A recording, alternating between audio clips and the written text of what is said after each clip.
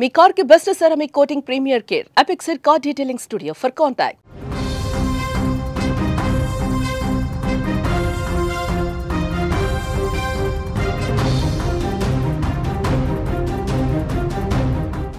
నిండు జీవితం ముందుండగా కలలు కనాల్సినటువంటి వయసులో తమకు తామే మృత్యువును ఆహ్వానించుకుంటోంది నేటి యువత. చిత్తూరు జిల్లా కుప్పంలో మరో విషాదకరమైనటువంటి ఘటన జరిగింది. పల్లవి అనే ఆశల పల్లెకిలో మోస్తున్నటువంటి ఒక విద్యార్థిని బీఎస్సీ సెకండ్ ఇయర్ చదువుతూ భవిష్యత్తులో ఎంతోమందికి సేవ చేయాలనుకుంది. కానీ ఏమైందో ఏమో, హాస్టల్ 3వ అంతస్తు నుంచి దూకి ఆత్మచేతనం చేసి చివరికి మృత్యు ఒడికి చేరటం అందరినీ కలిసివేస్తోంది. అసలు ఈ పిఎస్ కళాశాలలో ఏం జరిగింది? పల్లవి మరణించడానికి కారణం ఏంటి? దీనికి సంబంధించి మరింత సమాచారం మనం అక్కడి నుంచి తెలుసుకుందాం. మా ప్రతినిధి మంజునాథ్ ఫోన్ లైన్లో సిద్ధంగా ఉన్నారు. మంజునాథ్, ఆమె ఎందుకు ఈ విధంగా చేసింది? అక్కడ కుటుంబ సభ్యులు ఏం చెప్తా ఉన్నారు? కారణం ఏంటి? కుప్పం నియోజకవర్గం బేపనపల్లికి చెందిన పల్లవి స్థానిక పిఎస్ మెడికల్ కళాశాలలో బిఎస్సీ నర్సింగ్ 2వ సంవత్సరం చదువుతోంది. అయితే ఆమెకు తల్లి చనిపోవడంతో తన పిన్నమ్మ ఇంటి దగ్గర ఉండి చదువుతోంది. పిన్నమ్మ కూడా కాలేజీ నుంచి ఇంటికి రావాలంటే దూరం అని చెప్పేసి హాస్టల్లోనే ఉండి చదివిస్తోంది. అయితే గత కొంతకాలంగా పల్లవిని ఇద్దరు లెక్చరర్స్ ఎవరైతే వాళ్ళకి పాఠాలు చెప్తున్నారో ఆ లెక్చరర్స్ వేధిస్తున్నారని చెప్పేసి పల్లవి తన పిన్నమ్మ దగ్గర ఫిర్యాదు చేసినట్లు తమ పిన్నమ్మ చెప్తోంది. అయితే నిన్న సాయంకాలం పల్లవి మితిపై పిఎస్ కళాశాల నుంచి 4వ అంతస్తు నుంచి దూకి ఆత్మహత్యానికి ప్రయత్నించింది. తీవ్ర గాయాలతో పడి ఉన్న ఆమెను స్థానికంగా అక్కడ ఉన్న విద్యార్థులు ఉపాధ్యాయులు గమనించి కళాశాలకు హాస్పిటల్లో తరలించి చికిత్స చేస్తూ నిన్న రాత్రి మృతి చెందింది. అయితే కళాశాలలోనే ఉపాధ్యాయులు వేధించడంతోనే విద్యార్థులు చనిపోతున్నారని చెప్పి కూడా స్థానికులు ఆరోపిస్తున్నారు. బిఎస్సీ నర్సింగ్ లో ఆ అమ్మాయి సరిగ్గా చదవడం లేదని చెప్పేసి పలుమార్లు ఇప్పటికే కళాశాల యాజమాన్యం తల్లిదండ్రులకు ఫిర్యాదు చేశామని, దీంతోనే ఆ అమ్మాయి ఆత్మహత్య చేసుకుందని కూడా కళాశాల యాజమాన్యము తెలుపుతోంది. ఇప్పుడు కుటుంబ సభ్యులు ఏం చెప్తా ఉన్నారు? మరి కుటుంబ పెద్దలకు వాళ్ళ అమ్మ చనిపోవడంతో ఇప్పుడు వాళ్ళ పిన్నమ్మ వాళ్ళ తాత ఇద్దరు ఉన్నారు. వాళ్ళ తాత అయితే మాత్రం కళాశాల యాజమాన్యం వేధింపులతోనే తన మనవరాలు చనిపోయిందని చెప్పి కూడా ఆరోపిస్తున్నారు. అయితే గత 2 వారాల క్రితం అదే కళాశాలలో అనస్థీషియా 2వ సంవత్సరం చదువుతున్న హర్షవర్ధన్ అనే విద్యార్థి కూడా కళాశాలలోనే హై డోసేజ్ ఇంజెక్షన్ వేసుకుని మృతి చెందాడు.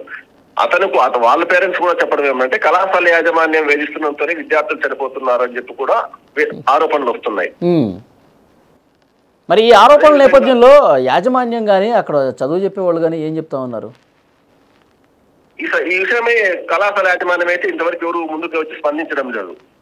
ఫోన్ లో ప్రయత్నించినప్పటికి కూడా వారు ఎవరు అందుబాటులోకి రావడం లేదు. ఏదేమైనప్పటికీ కుప్పంలోనే ఈ విధంగా విద్యార్థులు చనిపోతుండటం చాలా కలిసివేస్తుంది.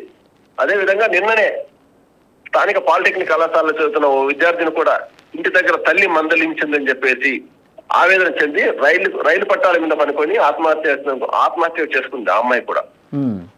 ఇప్పుడు పోలీసులు దర్యాప్తు చేస్తున్నారు కదా మంజునాథ్, పోలీసులు ఏమంటున్నారు?